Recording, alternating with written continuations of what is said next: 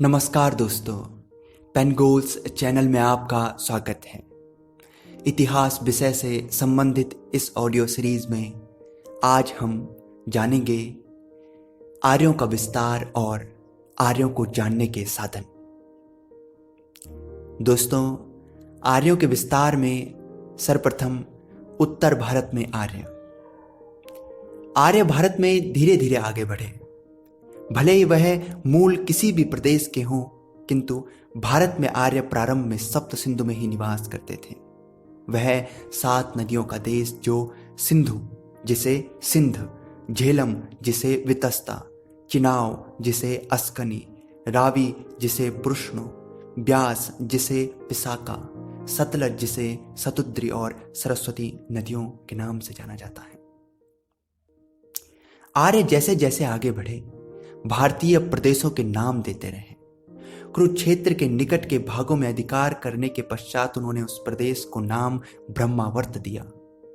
मुख्य विषय यह है कि उन्हें भीषण संघर्ष अनार्य से करना पड़ा होगा।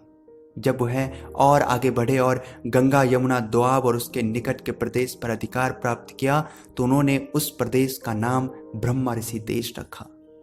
जब उन्होंने आगे बढ़कर हिमालय और विंध्याचल के मध्य के भाग को अधिकार में ले लिया और स्वयं को प्रसारित किया तो इस प्रदेश को उन्होंने मध्य देश के नाम से पुकारा। जब उन्होंने वर्तमान बंगाल और बिहार के क्षेत्र को भी अधिकार में ले लिया तो संपूर्ण उत्तर भारत को आर्यव्रत नाम दिया। दोस्तों, आर्यों के विस्तार में आर्यों का दक्षिण भारत में प्रवेश। बहुत समय तक आर्य विंध्याचल को पार न कर सके, किंतु सबसे पहले अगस्त्य ऋषि विंध्याचल को पार कर गए और दक्षिण भाग में पहुंचे। वहां भी उन्होंने अपने आर्य सभ्यता का प्रचार प्रसार किया। अब आर्य दक्षिण में भी फैल गए। उन्होंने दक्षिण प्रदेश को दक्षिणाव्रत नाम से पुकारा। दोस्तों, अब हम आर्यों को जानने के साधनों पर चर्चा करेंगे। आर्यों का परिचय उनके ग्रंथों से प्राप्त होता है। उनके ग्रंथ संहिता या वेद, ब्राह्मण तथा सूत्र 3 भागों में विभक्त किया जा सकता है। संहिता, वेद, श्रुति। संहिता से तात्पर्य संग्रह है, अर्थात मंत्रों का संग्रह। वेद संस्कृत के विद शब्द से है, जिसका तात्पर्य जानना है। भारतीय आर्यों के ज्ञान का संग्रह है वेद। वेद मनुष्य वक्तव्य नहीं है, वह ब्रह्म वाक्य है। इन्हें ऋषि मुनियों ने ब्रह्म मुख से सुना है। यह श्रुति भी कहलाए। आर्यों के 4 वेद। वेद जो संस्कृत भाषा में है, आर्यों की भाषा, उन्होंने 4 वेदों को संग्रहित किया, क्रमशः ऋग्वेद, यजुर्वेद, सामवेद और अथर्ववेद।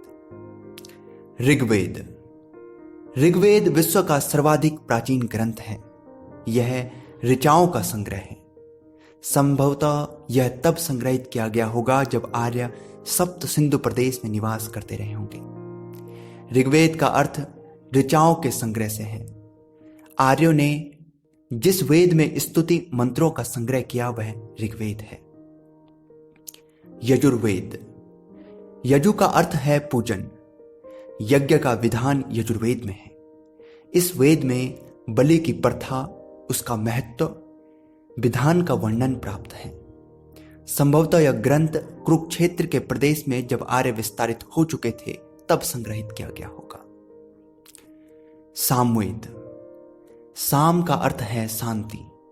यहां इसका तात्पर्य गीत से शांति से है। सामवेद के मंत्र संगीतमय हैं। अथर्ववेद। अथ का अर्थ है मंगल या कल्याण। अथर्व का अर्थ है अग्नि तथा अथर्व का अर्थ है पुजारी। अर्थात इस ग्रंथ के अनुरूप पुजारी अग्नि और मंत्रों की सहायता से भूत पिशाच आदि से मानव की रक्षा करता है। इस ग्रंथ में बहुत से प्रेत पिशाचों का जिक्र है।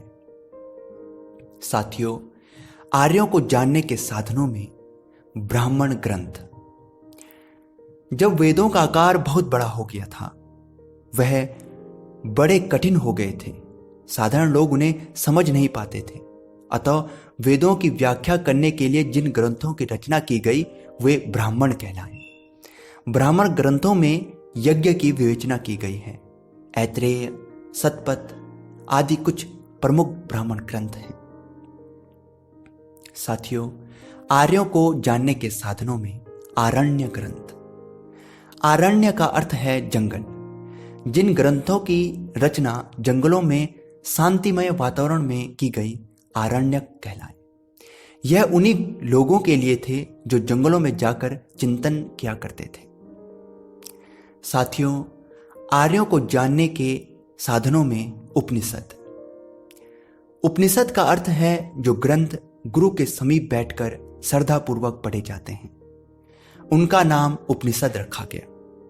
उपनिषदों में उच्च कोटि की दार्शनिक विवेचना भी है और इनमें यह भी संकेत मिलते हैं कि तब तक आर्यों में वर्ण व्यवस्था तथा आश्रम की प्रथा अधिक मजबूती से स्थापित हो चुकी थी।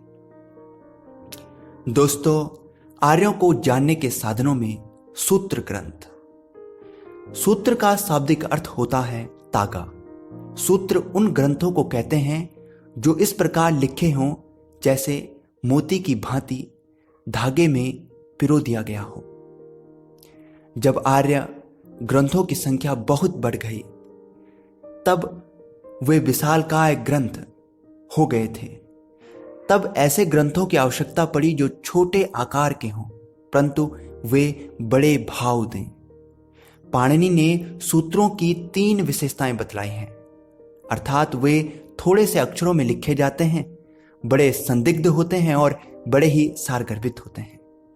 सूत्रों की रचना में पाणिनि और पतंजलि का प्रमुख तौर से योगदान है।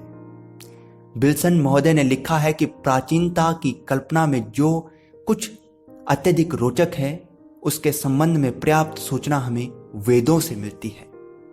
दोस्तों, इन ग्रंथों का सबसे बड़ा महत्व है कि इनसे आर्यों के प्रारंभिक इतिहास जानने में सहायता मिलती है। साथ ही हिंदू जाति का प्रारंभिक इतिहास उनके बिना अंधकार में होता। यह भारतीय प्राचीन सभ्यता के एक और मूलाधार है।